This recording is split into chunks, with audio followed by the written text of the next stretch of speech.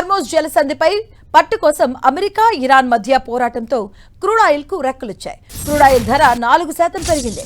Brent crude barrel ధర $79కు పలుకుతుంది. Hormuz ను మూసివేస్తున్నట్లు ఇరాన్ ప్రకటించింది. మరోవైపు హార్మోజ్ పై ఇరాన్ కు పట్టు లేదని, జలసంధి తెరిచే ఉంటుందని ట్రంప్ తెలిపారు. అమెరికా ఇరాన్ మధ్య ఉద్రిక్తతలు మళ్లీ తీవ్ర రూపం దాల్చాయి. ఇరు దేశాలు దాడులు ప్రతిదాడులతో విరుచుకుపడుతున్నాయి. దీంతో పశ్చిమాసియాలో మళ్లీ యుద్ధ వాతావరణం నెలకొంది. హార్మోజ్ జలసంధిలో నౌకలపై ఇరాన్ దాడులకు ప్రతీకారంగా అమెరికా ప్రారంభించిన సైనిక చర్య ఇప్పుడు ఇరు దేశాల మధ్య ప్రత్యక్ష యుద్ధానికి దారితీసింది. హార్మోజ్ జలసంధి గుండా ప్రయాణించే సాధారణ పౌర నావికులు, అంతర్జాతీయ వాణిజ్య నౌకలపై దాడులు చేసే ఇరాన్ సైనిక సామర్థ్యాన్ని పూర్తిగా నిర్వీర్యం చేయడమే లక్ష్యంగా తాజా దాడులు జరిగినట్లుగా యుఎస్ సెంట్రల్ కమాండ్ అధికారికంగా ప్రకటించింది. అలాగే అంతర్జాతీయ పట్టు కోసం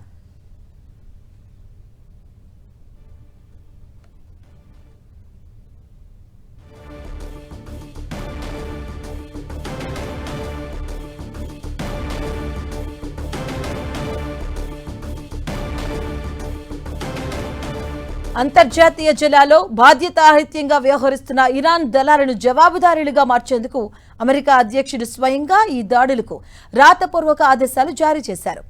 అమెరికా తాజా దాడుల నేపథ్యంలో పర్షియన్ గల్ఫ్ ప్రాంతంలో యుద్ధ వాతావరణం మరింత ముదిరింది.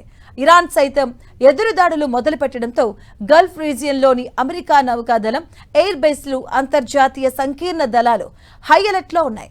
దీంతో మిడిల్ ఈస్ట్లో మళ్లీ యుద్ధ మేఘాలు అలుముకున్నాయి.